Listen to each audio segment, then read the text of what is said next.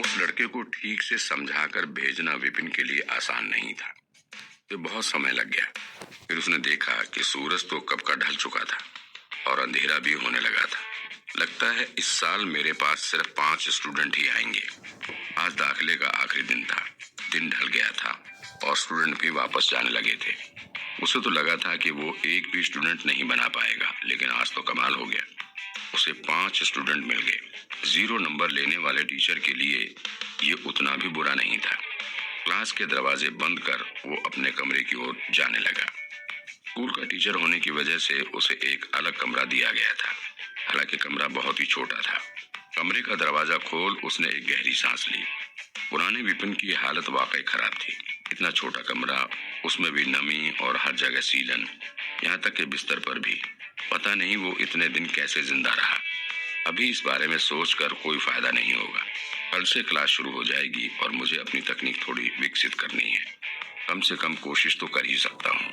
वैसे भी अभी विपिन को भूख नहीं लगी थी। वो ध्यान लगाने का तरीका याद करने की कोशिश कर रहा था। याद आने पर वो चौकड़ी मारकर बिस्तर पर बैठ गया। उसे कुछ कुछ तो याद आ रहा था, लेकिन ध्यान लगाकर विकास करने का तरीका विपिन के लिए नया था। वो ये देखने के लिए उत्साहित था कि ध्यान लगाने से शरीर में क्या बदलाव होते हैं। अब जब दाखिले की टेंशन खत्म हो गई थी, तो उसे अपनी तकनीक भी सुधार लेनी चाहिए। आखिरकार ताकत जिसके पास होती है वही ताकतवर होता है। लाइब्रेरी उसे सामने वाले की कमजोरी और कमियां तो बता देगी, लेकिन अगर सामने वाला उससे कहीं अधिक ताकतवर हुआ तो कमियां पता होकर भी वो उसका कुछ नहीं बिगाड़ पाएगा। जब वार करने की ताकत और समय ही नहीं मिलेगा तो वो कमियों का फायदा उठाएगा कैसे? इससे पहले कि वो कोई वार करे, सामने वाला उसे चूहे की तरह मार चुका होगा। इसलिए लाइब्रेरी उसकी मदद तो जरूर कर सकती थी, लेकिन उसे अभेद नहीं बना सकती थी। अगर उसे सबसे शक्तिशाली बनना था तो उसे अपनी तकनीक और ध्यान लगाने का तरीका दोनों को सुधारना ही होगा। पुराना विपिन सचेतन तकनीक इस्तेमाल कर रहा था। उसे कराटे स्कूल के फाउंडर ने बनाया था। इस तकनीक में 9 लेवल होते हैं। हर लेवल पर कई स्टेज होते हैं, जिसे ध्यान लगाने वाले को अपनी ताकत का विकास कर पार करना होता है। वो तकनीक को याद करने की कोशिश करने लगा। एक ध्यानी को 9 लेवल पार करने होते थे। हर लेवल पार करने पर ही अगला लेवल खुल सकता था। जो जितने ऊपर के लेवल पर होता था, अगले लेवल तक पहुंचना उतना ही ज्यादा मुश्किल हो जाता था। सचेतन तकनीक स्कूल में सबसे ज्यादा इस्तेमाल की जाने वाली तकनीक थी। इस समय मैं स्कूल का सबसे कमजोर टीचर हूँ। स्कूल के सारे टीचर लेवल 4 पर जा चुके हैं। सिर्फ वही लेवल 3 पर रह गया था। उसे ज्यादा मेहनत करने की जरूरत थी। सांस छोड़ते हुए उसने आंखें बंद कर अपना ध्यान केंद्रित करने की कोशिश की। अनगिनत कण उसे दिखाई देने लगे। वो जैसे जैसे सांस ले रहा था और छोड़ रहा था, वैसे वैसे उसे अपनी चेतना बेहतर होती महसूस हो रही थी। थोड़े समय तक ध्यान लगाने के बाद उसने अपनी आंखें खोली और टाइम देखकर बड़बड़ाया। ये तो बहुत धीरे था। अपनी यादें होने के बाद भी उसकी आत्मा अभी भी इस दुनिया के हिसाब से बंधी थी। ज्यादा समय तक एक ही जगह पर बैठकर ध्यान लगाने में उसे बड़ी ही मुश्किल हो रही थी। और जब उसने देखा कि उसे थोड़ा विकास करने में भी इतना समय लग रहा था, और वो और भी ज्यादा असहाय महसूस करने लगा। सांस पर ध्यान फोकस कर और हवा में छोटे छोटे चेतना के कणों को आपस में जोड़कर उन्हें अपने शरीर में इकट्ठा करने से चेतना का विकास हो सकता था। जैसे लकड़ियों को इकट्ठा कर नदी पर पुल बनाया जा सकता था, ये एक बहुत बड़ा काम था। कुछ लोगों को तो रोज ऐसा करने पर भी 3 से ज्यादा साल लग जाते थे अगले लेवल को पार करने के लिए। थोड़ा थोड़ा जोड़कर ही टाइम के साथ ऐसा करना मुमकिन था। इस तरह से मुझे कई साल तक ध्यान करना पड़ेगा। इससे अच्छा तो मैं मर जाऊं। अचानक उसे एक ख्याल आया, अरे हाँ, हालांकि सचेतन ध्यान सबसे मशहूर तकनीक है, लेकिन सबसे ताकतवर नहीं। मैं लाइब्रेरी की मदद से उसकी कमियां देख लेता हूँ और उन्हें ठीक कर देता हूँ। एक बार सारे गड्ढे भर गए तो रास्ता साफ और सीधा हो जाएगा। अब मैं कम समय में भी लेवल पार कर पाऊंगा। ध्यान भी कई तरह से लगाया जा सकता था। जो बेहतर तरह से लगा लेता था वो जल्दी विकास कर लेता था, और जिसकी तकनीक में खामियां होती थीं, उसका विकास भी धीरे धीरे होता था। कोई और बेहतर ध्यान लगाने का तरीका भी तो होगा। जिससे कम गलतियां हों। बाकी लोग शायद ध्यान का तरीका ना सुधार पाएं, लेकिन विपिन के पास लाइब्रेरी थी। वो लाइब्रेरी की मदद से ध्यान की गलतियां ढूंढ उन्हें ठीक करने का कोई तो रास्ता निकाल ही सकता था। और अगर उसने ऐसी कोई तकनीक बना ली जिसमें लाइब्रेरी भी गलतियां ना खोज पाए, तो उसकी स्पीड कितनी बढ़ जाएगी। ऐसा सोच विपिन ने खड़े होकर अपने हाथ में सचेतन ध्यान की विधि ली और उसके पन्ने पलटने लगा। जैसा कि उसने सोचा था, लाइब्रेरी में उसी नाम की किताब आ गई। किताब खोल उसने पढ़ना शुरू किया।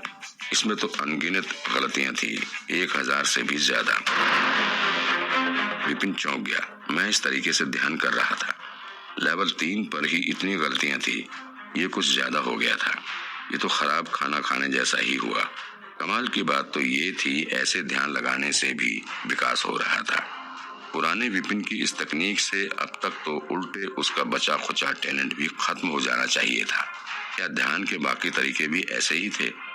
विपिन के कमरे में और भी तरीकों की किताबें थी, केंद्रित, सचेतन, मंत्र, शांत। वो एक एक करके किताबें उठाता गया और लाइब्रेरी में बन रही किताब से गलतियां देखता गया। किसी किसी में तो 3000 से भी ज्यादा गलतियां थी। ये तो सचेतन की गलतियों से भी ज्यादा डरावना हुआ। ये मैं तो इन्हें ठीक करते करते ही मर जाऊंगा। विपिन को लगा उसका दिमाग फटने वाला है। 1000 गलतियों को ढूंढ उनका सही जवाब बनाना ही एक मुश्किल काम था। एक को ठीक करो तो पूरा नक्शा ही बदल जाता था। अगर लाइब्रेरी ये बता भी दे कि जवाब ठीक है या नहीं, तो भी इतनी गलतियां ठीक होने तक तो वो पागल ही हो जाएगा। फिर विपिन ने दूसरे नजरिए से सोचा, अभी मैं लेवल 3 शीर्ष पर हूँ, लेवल 4 से बस थोड़ा दूर। मुझे बस किसी भी तरह इस स्टेज की गलती ढूंढकर उसे ठीक करना है। सचेतन ध्यान में इतनी गलतियां देखने के बाद उसे ये समझ आ गया था कि पूरी तकनीक को कम टाइम में ठीक करना नामुमकिन था। इसलिए उसने किताब में स्टेज का आखिरी पन्ना खोला। लेवल 3 एक साथ पार करना मुश्किल तो था, लेकिन शीर्ष स्टेज पर थोड़ी सी ही गलतियां थीं। और जैसा कि उसने सोचा था, इस स्टेज पर उसे 10 गलतियां ही मिली। कण ढूंढने में गलती, कणों को जोड़ने में गलती, जुड़े कणों को नाड़ी में पहुंचाने में गलती। वे 10 गलतियां साफ साफ लिखी हुई थी, लेकिन उन्हें ठीक करने का तरीका नहीं लिखा था। सही रास्ता उसे खुद ही ढूंढना पड़ेगा, और रास्ता ढूंढना आसान नहीं था। शायद लेवल 3 को पार करने से रोकने वाली कमियां हर किताब में अलग थीं। उसके दिमाग में एक और ख्याल आया और उसने सोचा, एक बार बाकी किताबों को भी देख लेना ठीक रहेगा। और जैसा कि विपिन ने अंदाजा लगाया था, दूसरी किताबों में भी गलतियां तो थीं, लेकिन वे इस किताब से अलग थीं। अगर किसी जगह गलती का जिक्र नहीं किया है, मतलब वो जगह ठीक होगी। विपिन को एक आइडिया सूझा। उसने कागज और पेन ले सारी किताबों का सही हिस्सा लिखना शुरू कर दिया। जल्दी ही उसे लेवल पार करने का सबसे सीधा और साफ रास्ता मिल गया। चलो इसमें कितनी गलतियां हैं ये देखते हैं। हल्की मुस्कान के साथ उसने अपना लिखा कागज उठाया। कागज हाथ में लेते ही लाइब्रेरी में एक किताब बन गई, लेकिन इस बार उसमें केवल एक ही गलती थी।